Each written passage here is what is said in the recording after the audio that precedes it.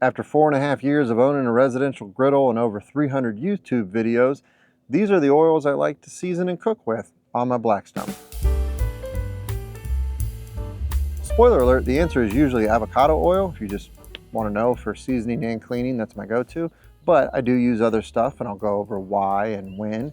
And also at the end, I'll do some frequently asked questions. I get a lot about oil. Disclaimer, I'm not going to go into any health aspects of the oil because I'm 100% not qualified. If you want to know which oils are good for you to consume and which ones aren't, I would take that advice from your physician, not from some dude who drinks and cooks hamburgers on the internet. So first, let's go over what a smoke point is. So the smoke point is when the oil starts to break down and smoke, and it'll give your food like that rancid, burnt flavor. So that's why I try to tend to lean towards high smoke point oils, because griddles get really hot. Sometimes I might even say high smoke point on there, like the avocado does, and this peanut oil says high heat. What oil to season your griddle with? I'll go over this real quick. I'm talking 30 seconds. Personally, I have used canola, avocado, and the Blackstone seasoning. All of them worked fine. When I was finished, I really couldn't tell a difference. Maybe other people can, I couldn't. They all look the same. Blackstone recommends all of these. So, if you want to know to season, I would take what Blackstone recommends, or you can use one of the three that I personally have used and go ahead and season your griddle. I wouldn't think too much more into it than that. I just knock it out. Cooking, a little bit more information here. So I'm going to go over different oils and fats you can cook with, or that I like to cook with. I can't speak on all of them, just what I've done. And I also have a chart that goes over this stuff, which is in my ebook, and just kind of has, there's smoke points and little tips. Avocado oil is first. Like I said, this is what I use like the majority of the time. It has a high smoke point, which I really like. It has neutral flavor usually. This one says hint of nuttiness. Don't know how much nuttiness I want in my oil, but I don't really taste it with this one. Usually it's more just neutral. It's kind of my everyday oil. Like I said, I've seasoned with it, and I really cook with it, I'd say 80% of the time, unless I specifically want something else. Peanut oil, also, again, it said high heat on the bottle, a high smoke point. I really, really like to fry with this. I don't know why, I just do. I feel like it gives me a better flavor if I'm doing like a shallow fry, or like tacos dorados and I want something crispy, where I got these tortillas and beef inside, and I kind of put a little extra peanut oil down and get them nice and crispy and fried on the outside. So peanut oil, another good oil, high smoke point. Canola oil I don't use as much anymore because it doesn't have quite as high of a smoke point, but it is capable to use, and I have used it before when I first got my griddle a lot. It's also dirt cheap, so if that's all you can afford or whatever, I'm definitely not going to tell you not to use it, because the avocado and the peanut is a little more expensive. Swirl is a plant-based liquid butter alternative, which gives you that buttery taste. If that sounds like I read it off a website, it's because I did. That's their little slogan. We use this at Bob Evans, which is a diner in the Midwest I worked at and managed for 2 years. That's what we use. It's a shelf-stable, I don't know what's in it. I have no idea what's in it, but it tastes like butter / oil.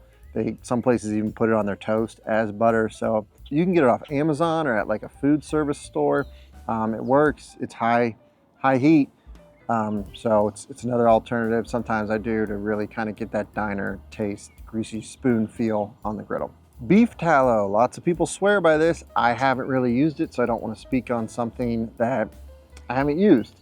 So it's worth looking into. A lot of people really, really like the beef tallow. It's not quite as high of a smoke point, but worth looking into if you're looking for like more of a natural animal fat to cook in. Lower smoke point oils, or not oils, lower smoke point fats to cook in butter. So butter's obviously delicious. I obviously use it because it tastes great, but it does burn real easily. It has a lower smoke point, so be careful. You can use it. You just want to make sure your griddle is at a lower temperature. Ghee or clarified butter is where you remove the water or the milk solid and the milk solids from the butter, and it gets a higher smoke point. That's another option that you could do yourself, or you could just buy it from the store if you want to buy some ghee from the store. Bacon Up. This has gained popularity on social media, I feel like, lately. It's a great way. It's just literally a tub of bacon grease. Fantastic, right? Just like Grandma had above the stove. And you can use this to add the bacon flavor without having to make bacon, which I mean, I'm just looking for excuses to make bacon, but this is a good thing to have on hand. It does have a lower smoke point though, so you got to be careful, like the butter, and you don't want to get it too high when you're using it, but it's a fun option that I use occasionally. Extra virgin olive oil, I don't really use this to cook with a lot. It has a lower smoke point. You can, I guess, if you want to. Again, I would just watch the smoke point and be careful with, you know, how hot you're getting your griddle. But I don't use it a ton for cooking. It's more for salads and stuff is what I use it for. Cooking sprays like Pam or something. So Blackstone says on their website, don't use a cooking spray because there's chemicals in it that can hurt your seasoning. Then you'll have to re-season your griddle.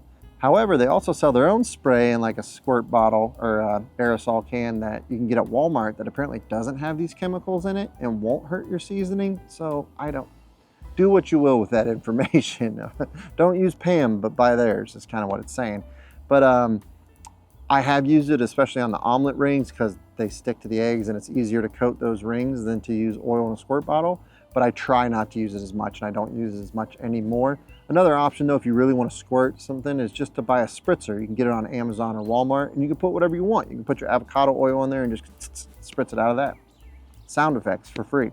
Sesame oil. This is a finishing oil that I use for fried rice and egg roll in a bowl. I don't cook in it. When the fried rice is done, I pour it on at the last minute and go ahead and do the old 2 spatula toss. You know, pretend I'm like a hibachi chef at Benihana or something. That's why we really bought these griddles, right? To do the 2 spatula toss and hopefully like flip shrimps into people's mouths or whatever at your backyard. Just make your neighbor jealous. But anyways, that's why I bought a griddle. Yeah, so I use this at the end for fried rice, egg roll in a bowl. Great, adds that takeout flavor, but I don't cook in it. Frequently asked questions, does oil go rancid? Yes, it does. I had a guy tell me that all of his food on the griddle was tasting terrible in the comment of a video. And after some back and forth for a while, came to the conclusion that he was leaving his bottle of oil outside all summer long in the 90 to 100 degree heat, and it went rancid. So all of his food tasted bad.